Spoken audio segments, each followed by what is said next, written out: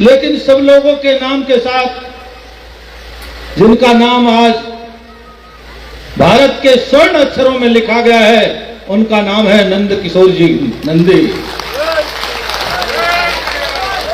मैं इनको बहुत शक्ति सामर्थ्य के लिए भगवान से प्रार्थना करता हूं। मैं केवल प्रार्थना करने का ही प्रश्न है, लेकिन जो भगवान राम का भक्त होता है तो भगवान उसको शक्ति देने में कोई कमी नहीं छोड़ते किसी प्रकार की। उनकी भक्ति का कोई प्रमाण की जरूरत नहीं है। वास्तव में उत्तर प्रदेश में इतने विधायक हैं, लेकिन उनमें से एक विधायक है जो अपने राम को, रामचरितमानस को सीने से लगाता है और कहता है मेरे राम का अपमान नहीं होगा, चाहे मेरे प्राण चले जाए, तो इससे बड़ी कोई दूसरी बात नहीं हो सकती। लेकिन जिन लोगों ने रामचरितमानस का अपमान करना चाहा, मैं उनको एक बात कहना चाहता हूं, बातें बहुत है।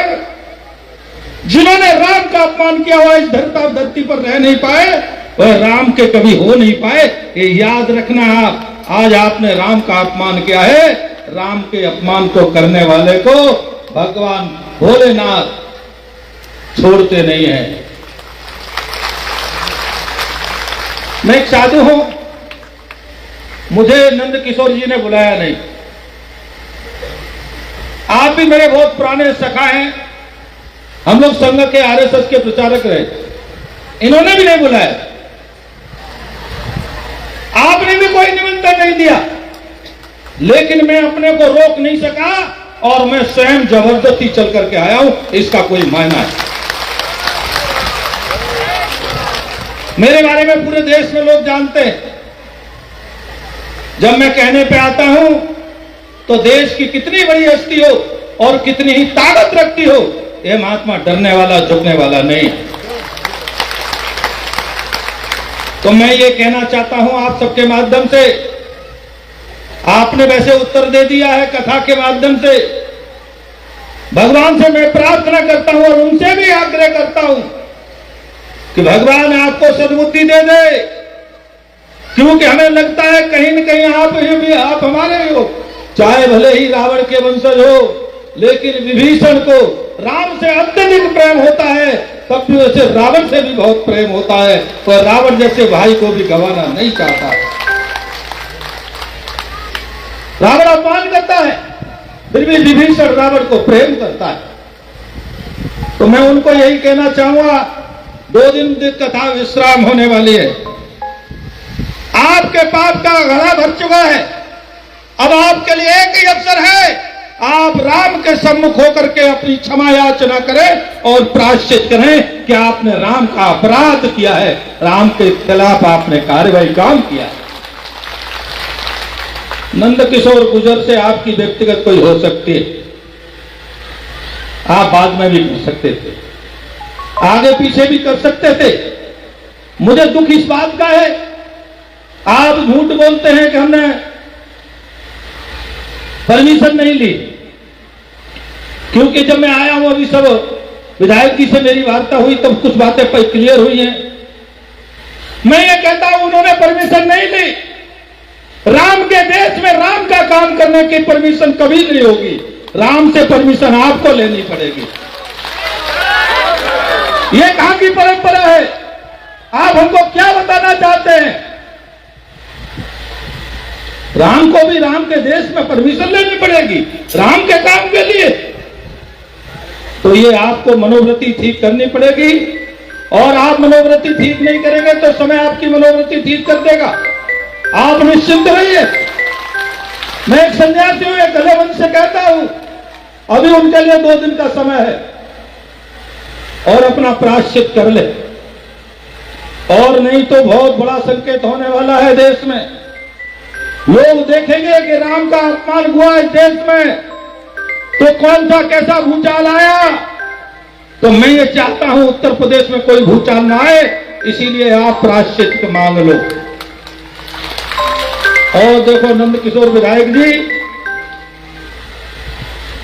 मैं हिंदू रक्षा सेना का राष्ट्रीय अध्यक्ष हूं। पूरे देश में जन जागरण के लिए जाता हूं।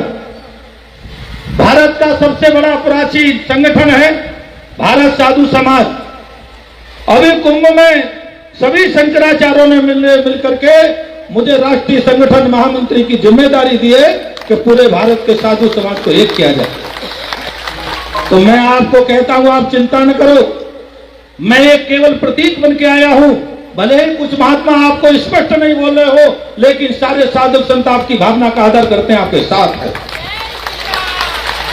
चाहे वो फिर लखनऊ हो, चाहे दिल्ली हो, सब आपके साथ है। और जिसके साथ जनता जनार्दन होती है उसका कोई कुछ बाल बांका नहीं कर सकता। ये थोड़ी बड़ी धमकियों का कुछ होने वाला नहीं। मैं उनको यह भी कहना चाहता हूं, मान लीजिए परमिशन एक बार को नहीं ली, राम कथा है, कलश यात्रा है, ये हमारे यहाँ परंपरा है और कोई ये नई व्यवस्था नहीं है और कैसी कोई नई व्यवस्था नहीं हो सकती। लेकिन इन्होंने तो बड़ा पता नहीं क्या सोच करके उदार हृदय दिखाया, इन्होंने परमिशन के लिए प्रार्थना पत्र दे दिया। मैं तो साफ साफ कहता हूं, पूरे देश में जाता हूं कि मैं झेलूंगा कि किसी भी धार्मिक कार्य की परमिशन न लेना, क्योंकि हम किसी के गुलाम नहीं हैं। आप एक तरफ कहते हैं हम लोक सेवक हैं, ये आपके सेवक की परिभाषा है। आप अपने सेवक की परिभाषा को बदल रहे हैं, आप सेवक से मालिक हो रहे हैं। आपकी डायरी में लिखा जाता है you are servant of public, और आप बनने बैठे मालिक। तो आप ये मालिक की भाषा समाप्त कर दीजिए। मैं ज्यादा न कहते हुए इतना ही कह रहा हूं कि मैं हरिद्वार से केवल संतों की भावना लेकर के आया हूं। संतों ने हमसे कहा बहुत, हमने कई से बात, उन्होंने कहा महाराज जी आपको जाना चाहिए और ये आपातकाल है, इसमें बुलाने का निमंत्रण देने की किसी को जरूरत नहीं है। और इसीलिए आपसे भी मैं निवेदन करूंगा, आप सब कथा सुन रहे हैं और आपकी कथा संपन्न हो, ठीक से संपन्न हो, रामचरितमानस खंडित नहीं हो। इसके लिए विधायक जी ने अपने जान की बातचीत लगा करके सीने पे लगा लिया। तो इन पर राम की ऐसी कृपा है, इनका कुछ कोई बिगाड़ने वाला नहीं, चिंता मत करो। लेकिन आप 2 दिन में ये दिखा दो कि ये जो पंडाल है ये तो भर गया है, लेकिन पंडाल सड़क तक भरना चाहिए 2 दिन में। लोगों को पता लग जाए कि तुम्हारे जुल्मों से हम डरने वाले नहीं हैं, अत्याचारों से डरने वाले हैं। इसलिए कम से कम कल और परसों 2 दिन की शायद कथा रह गई है, कैसे है। और ऐसा सुनते हैं कि जिन्होंने 7 दिन या 9 दिन कथा नहीं सुनी और उत्तरार्थ की 2 दिन की कथा सुन ली तो पूरा पुण्य मिल जाता। तो अगर आपने छोड़ दी तो पुण्य इधर से आ जाएगा। एक कथा व्यास जी अपने साथ ले जाएंगे, इसलिए 2 दिन ध्यान रखना, कथा में जरूर आना और अपने साथ एक भगत को जरूर लाना, एक व्यक्ति को जरूर लाना। ऐसा 2 दिन प्रयास करो तो भगवान उनको सद्बुद्धि देंगे। आपको पुनः मैं बहुत बहुत साधुवाद देते हुए विधायक जी को कि जो धर्म के लिए जीते हैं, धर्म उनकी रक्षा करता है, आशीर्वाद देता हूं। भगवान आपको ऐसी शक्ति सामर्थ्य सदा सर्वदा आपको देता रहे, क्योंकि अनेकों जन्मों के जब पुण्य उदय होते हैं तो हमको भागवत कथा, राम कथा सुनने का अवसर प्राप्त होता है। आज आप सबको पूज्य कथा व्यास अतुल कृष्ण जी महाराज के श्रीमुख से कथा सुनने का अवसर आपको प्राप्त हो रहा है। आप सब बड़े सौभाग्यशाली, क्योंकि जिनका जीवन राष्ट्र, समाज और देश के लिए सर्वस्व समर्पण करने की भावना से आप सबके बीच में नित्य राम भक्ति का भाव जगाने का काम करते। मंच पर विराजमान महामंडलेश्वर राजेश्वर दास जी महाराज दिल्ली से पधारे हैं।